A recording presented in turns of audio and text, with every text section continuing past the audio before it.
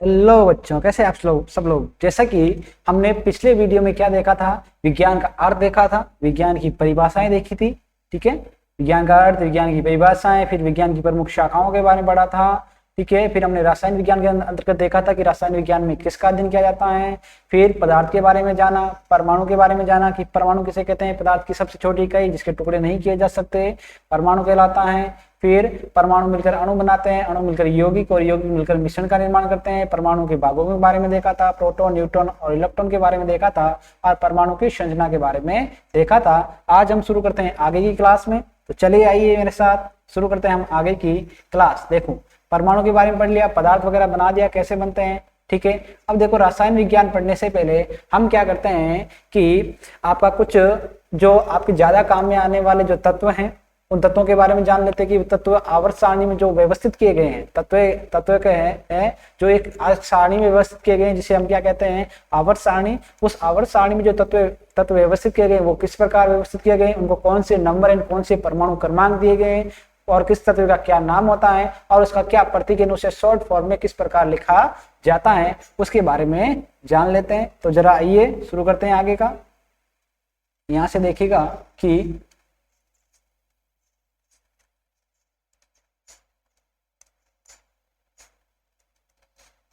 देखिए, तत्वों को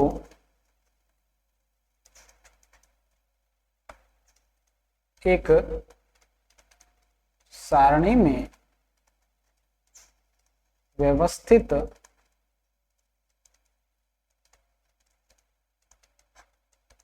क्या किया गया है जिसे आवर्त सारणी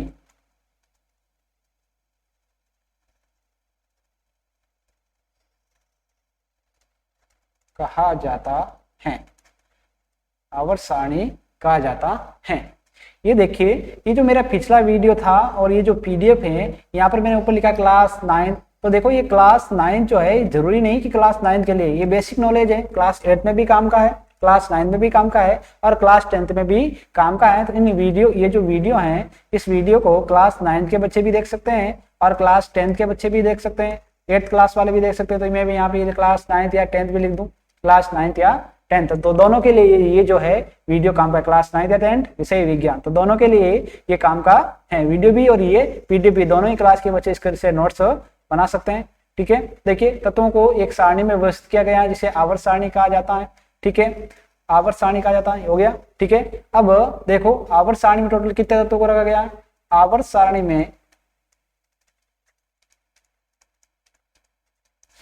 में कुल 118 तत्वों के लिए स्थान व्यवस्थित किए गए हैं। कितने तत्वों के लिए किए गए हैं, 118 तत्वों के लिए जो है आवर्त सारणी में जो है स्थान व्यवस्थित किए गए हैं।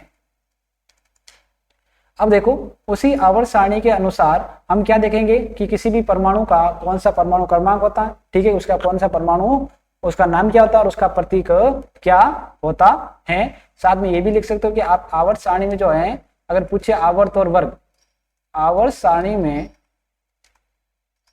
कुल 7 आवर्त वे 18 वर्ग होते हैं। ये 10th क्लास में है तो उनके लिए काम की चीजें। ठीक है, तो आवर्त सारणी में कुल 7 वर्ग और 7 आवर्त और 18 वर्ग होते हैं। देखो, आवर्त किसे बोल जाते हैं, ये जो खड़ी लाइन है, ये इस प्रकार जो ये खड़ी लाइनें होती हैं, इनको तो हम क्या बोलते हैं, आवर्त। खड़ी लाइनें होती है जो आवर्त। ठीक है, ये हो गया आवर्त, जो खड़ी लाइन है आवर्त कहलाती है। और ये जो आपकी आड़ी लाइनें हैं, ये क्या कहलाती है, सॉरी,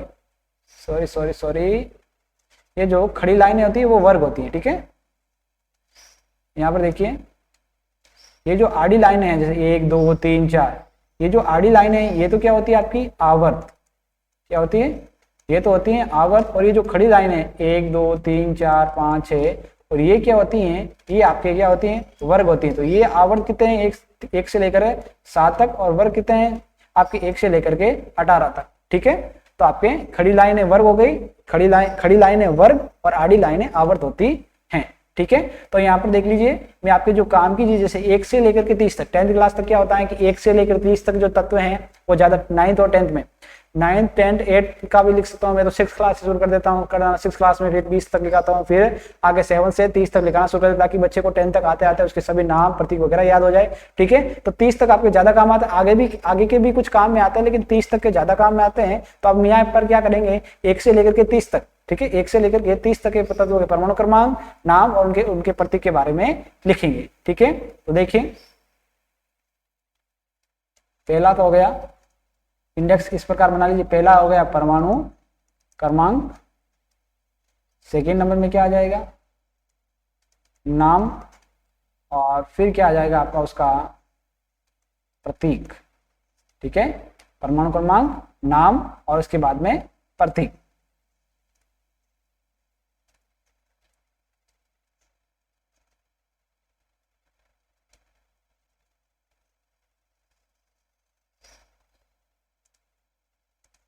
तो लिखना शुरू कीजिए इस प्रकार मेरे साथ में। नंबर एक पे कौन सा आपका तत्व आता है, नंबर 1 पे आता है हाइड्रोजन। कौन सा आता है, हाइड्रोजन। और हाइड्रोजन किसके द्वारा लिखा जाता है, हाइड्रोजन का प्रतीक होता है H। ठीक है, 1 नंबर पे हाइड्रोजन। ठीक है, नंबर 2 हीलियम, 2 नंबर पे हीलियम, और इसको लिखा जाता है He के द्वारा। ठीक है, हीलियम 2 He। नंबर 3 पे होता है आपका lithium, number 3 lithium Li। Number 4 beryllium Be। Number 5 boron, इसे लिखा जाता है बी के द्वारा। नंबर 6 है आपका कार्बन, इसे लिखा जाता है शी के द्वारा। आगे भी और लाइन बना लीजिएगा ऐसे, 30 तक लिखने हमें। देखो लाइनें यहाँ पर सीधी बनना पॉसिबल नहीं है, लेकिन आप जो है अपने नोटबुक में एकदम सीधी लाइनें बना करके स्केल से व्यवस्थित करेंगे। ठीक है, ये नंबर 7 पे आता है आपका नाइट्रोजन का हो गया N। फिर 8 नंबर पे ऑक्सीजन का होता है O, ये प्रतीक है। ठीक है, और फिर 9 नंबर पे आता है आपका फ्लोरीन का होता है F। 10 नंबर पे आता है नियॉन का होता है Ne। फिर आपका 11 नंबर पे सोडियम। अब सोडियम का देखो लैटिन नाम होता है नेट्रियम। सोडियम का एक नेट्रियम क्या होता है, लैटिन नाम। तो देखो कुछ शब्दों के आपको लैटिन नाम मिलेंगे और उस लैटिन भाषा के नाम के आधार पर उसके प्रतीक दिया जाता है। सोडियम का तो ऐसे एस आता है, लेकिन नेट्रियम है तो इसका प्रतीक क्या होता है Na। ठीक है, Na। फिर 12 नंबर पे क्या आता है मैग्नीशियम। इसका क्या होता है Mg। ठीक है, मैग्नीशियम में क्या होएगा Mg। फिर आगे देखिए नंबर 13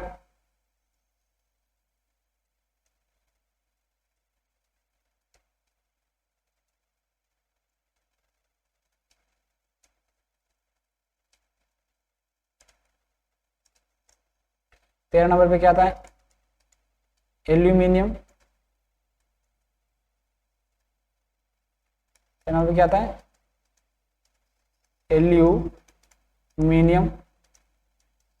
एल्यूमिनियम का क्या होता है Al।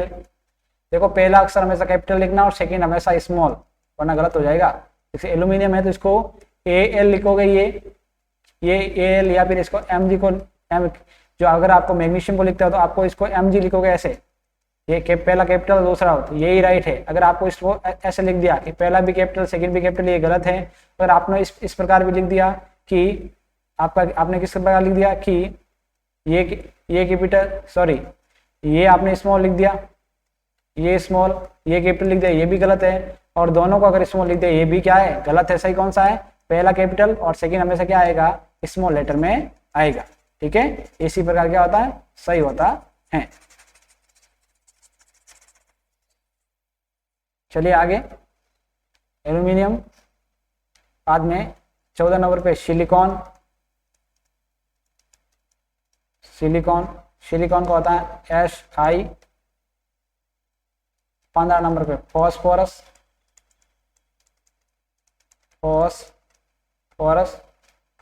का होता है P। 16 नंबर पे होता है आपका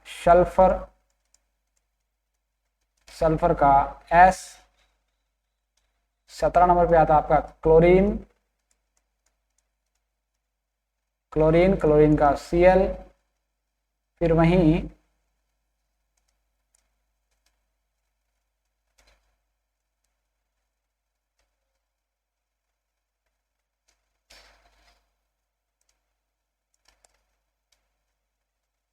अठारह नंबर पे आपका क्या आता है, 18 नंबर पे आता है ऑर्गन क्या होता है AR। 19 नंबर पे आता है आपका पोटेशियम। और पोटेशियम का देखो लैटिन नाम होता है, क्वेश्चन में लिख रहा हूँ, पोटेशियम का लैटिन नाम होता है कैलियम। इसीलिए इसका प्रतीक क्या होता है, के। पोटेशियम से P याद मत रख लेना, P फॉस्फोरस का होता है। 20 नंबर पे क्या होता है, कैल्शियम का होता है Ca।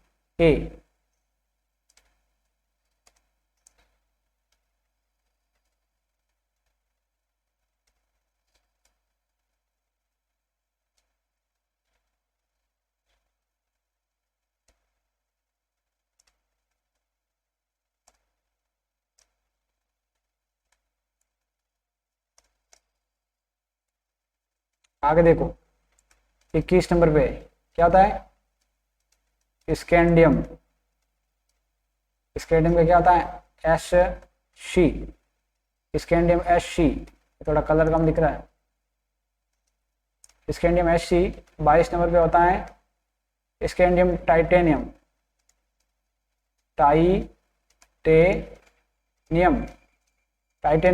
क्या होता है Ti। 23 नंबर पे वेनेडियम क्या होता है V। 24 नंबर पे क्रोमियम का होता है Cr। C बड़ा R छोटा Cr। फिर 25 नंबर पे मैग्नीज का होता है Mn। फिर 26 नंबर पे आता है आपका आयरन यानी लोहा, और इसका लैटिन नाम क्या होता है, फेरम। लैटिन नाम क्या होता है, फेरम, इसीलिए इसको क्या लिखते हैं Fe। आगे देखो, यहाँ पर लिख रहा हूँ आगे के,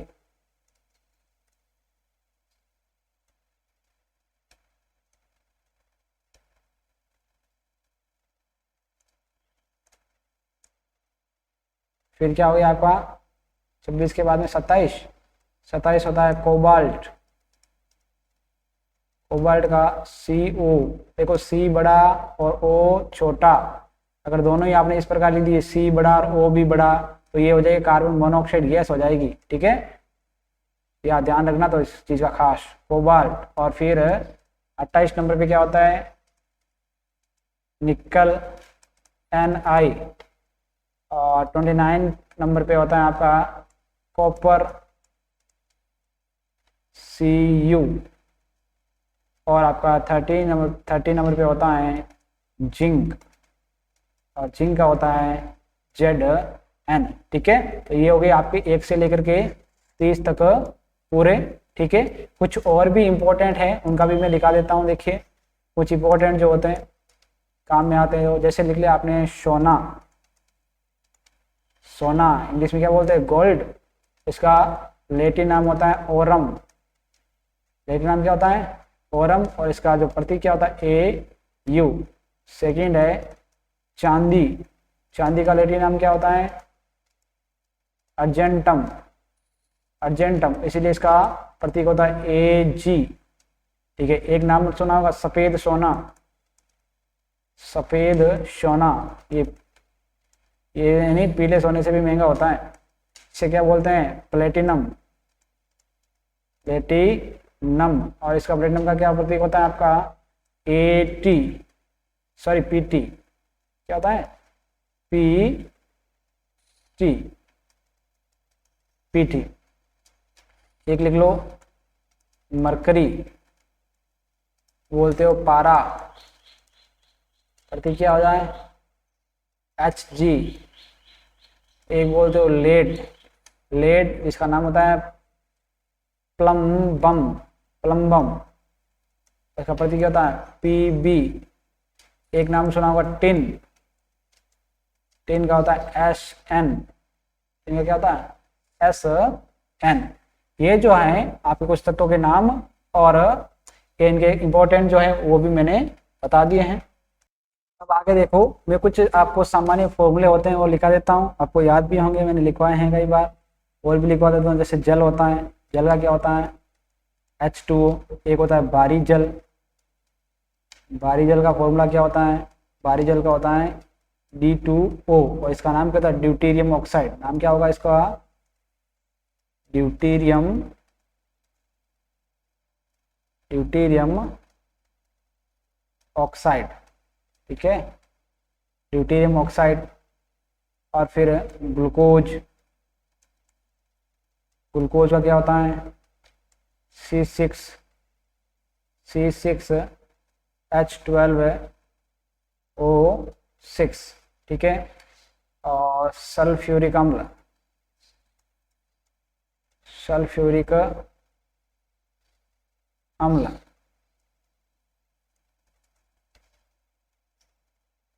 इसको लिखिएगा सल्फ्यूरिक अम्ल। और सल्फ्यूरिक अम्ल का होता है H2SO4। एक होता है हाइड्रोक्लोरिक अम्ल, हाइड्रोक्लोरिक अम्ल, और इस हाइड्रोक्लोरिक अम्ल का होता है HCl। ठीक है, एक होता है आपके नाइट्रिक अम्ल, नाइट्रिक अम्ल, नाइट्रिक अम्ल का होता है KNO3। ये पोटेशियम नाइट्राइड का होता है, ये इसको HNO3, नाइट्रिक अम्ल का क्या होता है, HNO3। ठीक है, एक होता है आपका नमक, नमक का क्या होता है आपका NaCl, नमक का आपका NaCl। एक carbon dioxide, carbon dioxide gas, carbon dioxide gas आपका क्या हो गया, CO2। अगर कार्बन मोनोऑक्साइड आ जाए, carbon monoxide, carbon monoxide gas आ जाए तो आपका क्या होता है, C और O। और देख लीजिए, और जैसे आपका एक यूरिया, यूरिया का क्या आता है, NH2CONH2, यूरिया क्या आता है, NH2CONH2। ठीक है, और यूरिया हो गया, नाइट्रिक अम्ल, नमक, हाइड्रोक्लोरिक अम्ल हो गया। एक होता है sodium hydroxide, sodium hydroxide, hydroxide. और इस सोडियम हाइड्रोक्साइड क्या होता है, NaOH। एक होती है आपकी लाल दवा, नाम सुना होगा, लाल दवा, नाम होता है इसका पोटेशियम पर मैग्नेट, पोटेशियम पर मैग्नेट। और इसका सूत्र होता है KMNO 4। ठीक है, तो ये कुछ सामान्य सूत्र हैं, याद कर लीजिएगा। और भी बहुत सारे फॉर्मूलाज होते हैं, सूत्र होते हैं, उनको हम आगे की क्लास में रीड कर लेंगे। तो इसकी जरा आप रीड करिएगा अच्छे को, इन सबको आप नोट्स बनाइएगा। और ये 1 से लेकर के 30 तक के जो आप तत्व बना के लिखे हैं मैंने, उसका नंबर, कौन से नंबर पे कौन सा, उसका नाम और प्रतीक, कौन से नंबर पे कौन सा तत्व है और उसका प्रतीक क्या है। जैसे 5 नंबर पे क्या है, बोरॉन, बोरॉन का प्रतीक क्या, बी। जैसे मैं पूछ सकता हूँ कि 11 नंबर पे क्या है, तो 11 नंबर पे आप क्या बताओगे, सोडियम, प्रतीक क्या है, Na। मैंने पूछ लिया के किसका प्रतीक है, तो के सर किसका प्रतीक है, पोटेशियम का प्रतीक है। पोटेशियम मैंने कहा कितने नंबर पे है, सर 19 नंबर पे। मैंने पूछ लिया मैग्नीज कितने नंबर पे आता है, कि सर 25 नंबर पे आता है, प्रतीक क्या है, Mn। ठीक है, इस प्रकार आपको 1 से लेकर 30 तक पूरे व्यवस्थित तौर पर याद करने हैं। ठीक है, अच्छे से मेहनत करते रहिए, पढ़ते रहिए, चुस्त रहिए, मस्त रहिए, अच्छे से खाइए पिए और मौज कीजिए, लेकिन पढ़ाई जरूर कीजिएगा, लापरवाही मत कीजिए। अगर आपने पढ़ाई छोड़ दी तो देखो भविष्य बहुत अंधकारमय है, अंधकारमय हो जाएगा, लेकिन हमें ऐसा करना नहीं है। इसलिए लगातार अच्छे से मेहनत करते रहिए और पढ़ाई करते रहिए। Good day.